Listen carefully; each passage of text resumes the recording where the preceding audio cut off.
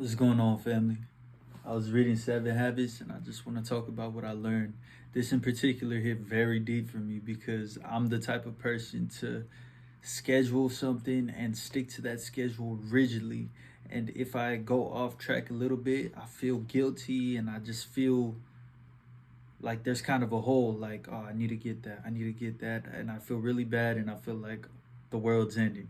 They just talk about this in this book and why that path could lead down a very destructive pattern.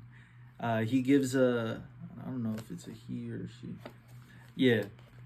Stephen R. Covey, the author, gives a personal example of his son. I'm going to read it out to you guys right now. At one point, one of my sons was deeply into scheduling and efficiency. Me. I'm not his son, but you see what I'm saying? One day he had a very tight schedule, which included downtime to the minute time allocations for every activity, including picking up some books, washing his car, and dropping Carol, his girlfriend, among other things. Now, I have a girlfriend and I did the exact same thing. I think we still have kind of arguments about it because you have 30 minutes with me. And it's, okay, I'm seeing it's wrong now, but everything went according to the schedule until it came to Carol. They had been dating for a long period of time, and he had finally come to the conclusion that a continued relationship would not work out. I actually had I had to deal with this a lot. My first thing to run to every time the relationship went tough or I felt like arguments were just a waste of my time, withdrawal. I would constantly just be like, all right, we need to break up then because it's not going to work out if it's just taking too much time out of my day. But that's just not the case. So, congruent with his efficiency model, he had a scheduled 10 to 15-minute telephone call with her. I literally did that. But the news was very traumatic to her. 1.5 hours later, he was deeply involved in a very intense conversation with her. I did that too. Even then, the one visit was not enough. The situation was very frustrating experience for the both of them. Again, you simply can't think efficiency with people. You had to think effectiveness. Man, I can't think of how many times I've rushed a conversation just because, oh, I have to get to my schedule, but I could have gotten so much more value out of that conversation within itself than going to that schedule that day by day. Now, there's a whole way to plan this and how to organize this. I'll show you guys the chart. Hopefully you can see. If not, I'll just record a different video. So it's the chart right here, how you want to prioritize your scheduling of the goals. So it goes like this: your long-term organizing, and then you go into your weekly organizing, and then once you got your week organized, then you plan your days in that week. So long-term organizing, your mission statement one. I'm making a video on how to make a mission statement as well.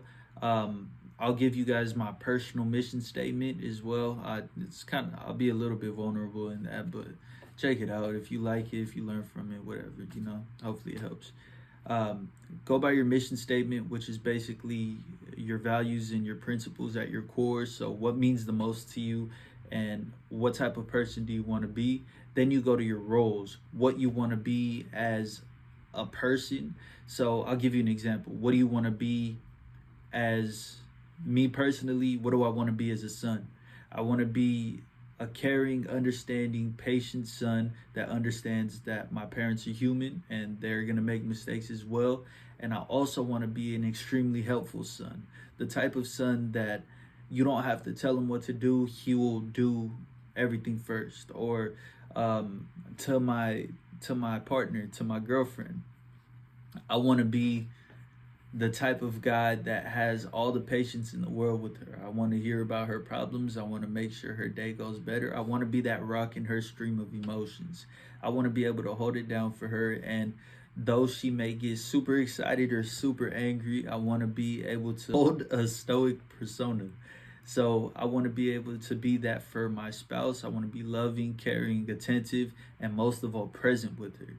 So that's kind of the role you want to be or having in those roles. Entrepreneur, business person, whatever job you have, that could be a role as well.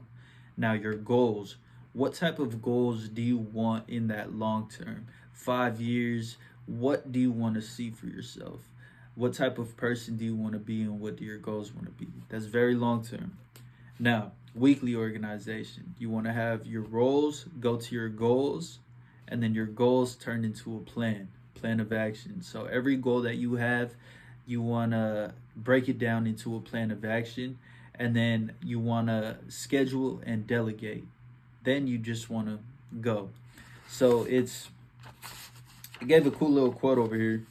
I'm gonna just read it out loud. I'm halfway through the book and I'm on habit 3, but habit 1 says you're the programmer. Habit 2 says write the program, and habit 3 says run the program. So basically, live the program. You're the coder. You wrote it. You got the code written out. Now you want to follow that plan of action, and you want to follow through with it on a daily basis, and you want to be that new person you could be. But I've this just struck me to the core, because that was exactly me, and I kind of see how it's really messed up now. Now you're gonna get a whole lot further being interdependent, which is you're independent, but you could also depend on other independent people, and you could build a team out of that. I used to be independent in the thinking that I'll do everything by myself. I don't need anybody, but that's just not the case. That's not the way it works. Kanye said it best. He said, the world's about using people. Just don't misuse them. It has to be a win-win situation for everybody. But yeah, that's something profound that I learned out of this book. I hope you guys learned a little something from it as well, especially if you're like me, where it's like stuck to a schedule and can't seem to get away from it and hold that guilt to yourself. I hope you learn to let that guilt go and just, live another day, be a little bit more present in the moment. But yeah, love you.